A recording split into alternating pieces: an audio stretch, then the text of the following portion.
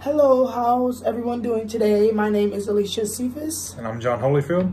And today we're here talking about the book, God Can't. This is the book that we were assigned outside of class. We had to read this book and just give a review on it. So today this book was written by Thomas J. Oord. That is the author here, excuse me. And it was published in 2019. So very, very new book, new content, very relevant. And also, it was published by Sacred Sage and the author as well. So he published his own book. This book works as a critical analysis of a biblical sense. What the author does is he provides various stories from people from hardships in it, and he uses his 5 ideas in order to address the issues that happen in those books and to sort of give almost like a comforting feel to those people and to other people who may be seeking questions. Right. So in this soft-cover book here, about 200 pages long, the author goes back and forth just contemplating these situations that he planned out. There's a lot of short stories put inside this book that helps explain the author's overall outcome of what God can and cannot do.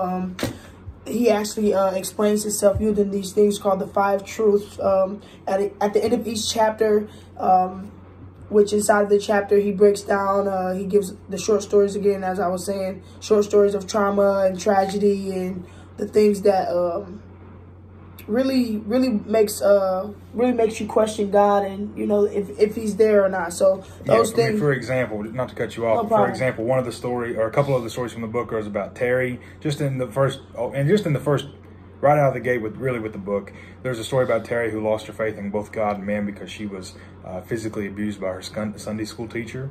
And then there's also the story of James, who battled with depression for a really long time, and he wanted to know why God allowed his depression. And eventually, you know, he lost his battle. He lost his battle. He took his own life. Yeah. And what J. Oord tries to do is to he wants to take these stories and he addresses them based on his 5 ideas so that he can almost provide like a reasoning for them. Yeah, the uncontrolled conditional love. Yeah. Correct. So, like, there was another story that I kind of caught was the story of, it was a guy named Ty, and he was hanging up Christmas lights, and he fell, I want to say 40 feet. I'm not sure exactly how high it was, but he fell, and he hit his head and broke his ribs. It was never really the same. Yeah, never really the same. And not only that, but in that same story, you know, just a few minutes later in the book, he and his wife had a stillborn child, and it was, you know, you wonder how so much pain and suffering happened just in one family. So with Thomas J. Oord here, he tried to pull Christian readers back into the realms of believing in God and not letting such a tragic event, you know, change your belief and have you maybe, you know, question why things happen or even question God. Yeah. So those 5 truths here today is, 1, God can't prevent evil single-handedly. I really like this one because it takes, I think with this one, it takes we were reading Corinthians, I want to say Corinthians 1, recently we just wrote a paper on it.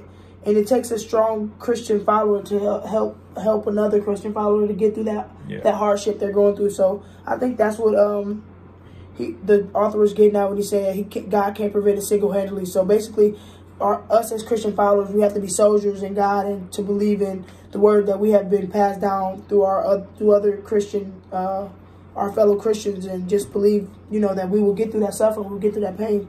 The next one is God feels our pain. And this one came along with the Crimson Rule, change the way we think and live. I think that's a good thing, because the Crimson Rule, you want to see different objectives. You know, you want to see life at a different aspect, and that's something that you have to do, honestly, to, you know, cope with you know, tragedy and loss and abuse and other evils. So it's, I mean, yeah, in this book, the author definitely hit some good points there. The next one is God works to heal. So God works to heal those scars. Yeah. I mean, it's not that he can't prevent the evil, but he's working to heal and for you to better understand why things happen and why they, you know, go about.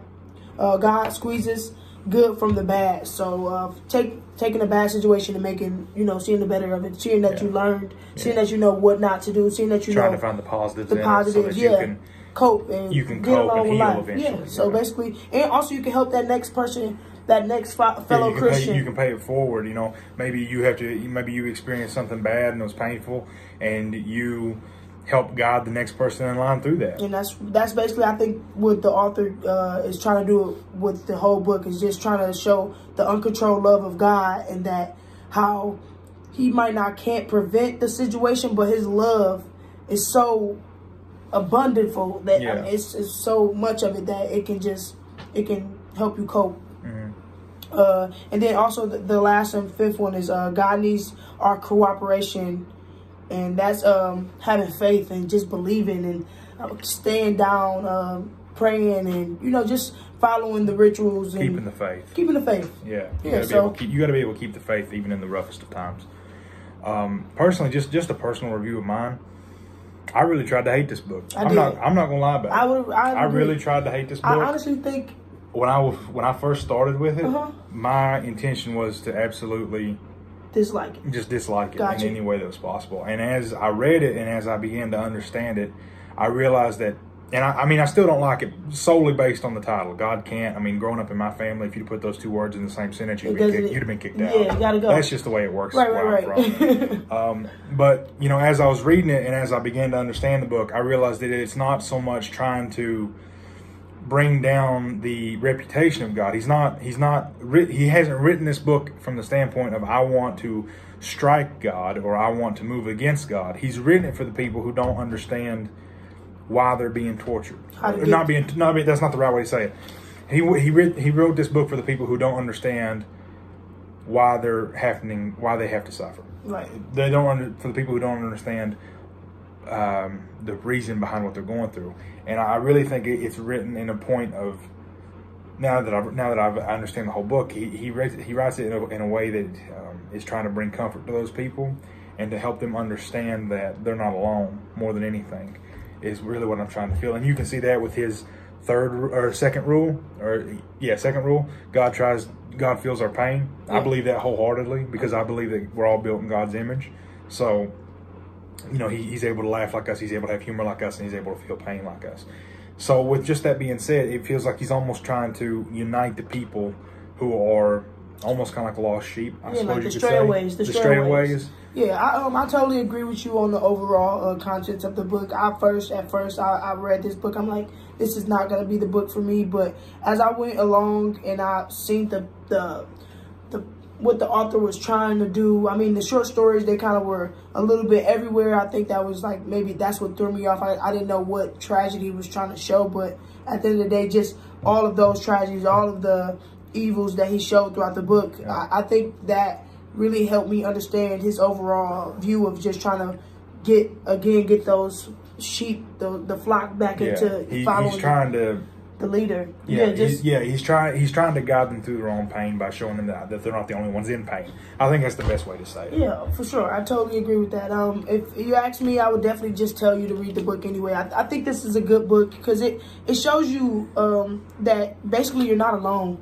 It shows you that you're not the only one to suffer. It shows you that there's someone that suffered in believing that God put that on you, or that you don't know that God might not be there, or just to not have faith. It's really hard. It's a hard thing to do when you're going through something so just hard. So I mean, I would say read the book. I don't think it was that bad. I think it was actually a good book to just to have read and to understand, because you never know like who could be going through something, and Absolutely. You can be their help. You can be their help. Absolutely. Out. And while I agree with you that it is a good book to read, this is just me personally. Just for the title alone, God can't. I wouldn't tell anybody to read this book. I got you. Very simply, we live in a judgmental world. You tell somebody, "Hey, go read God Can't," they might look at you a little funny. Like especially in my family. Like I wouldn't take this to my father or my mother, definitely my grandfather at all. Understood. And just based on that alone, I wouldn't tell anybody, "Hey, you need to go read this" or something like that.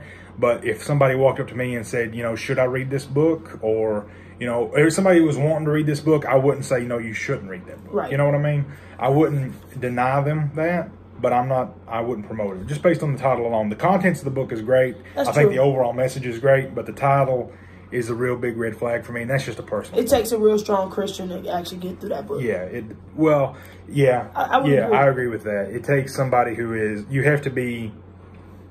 What's the right word? Strong in your faith. Strong in your faith, and you have to be sure of yourself. I would imagine. Sure of yourself. Yeah. I can give you you. You have to have confidence in yourself to read this book and to accept what's being said. You know, because that's a lot of what the Christian faith is. You have to. It's a lot of accepting people. For sure. You know, like you can't really be judged. You're not supposed to be judgmental. At least in my own personal standards. That's agreeable. You know, for sure. So.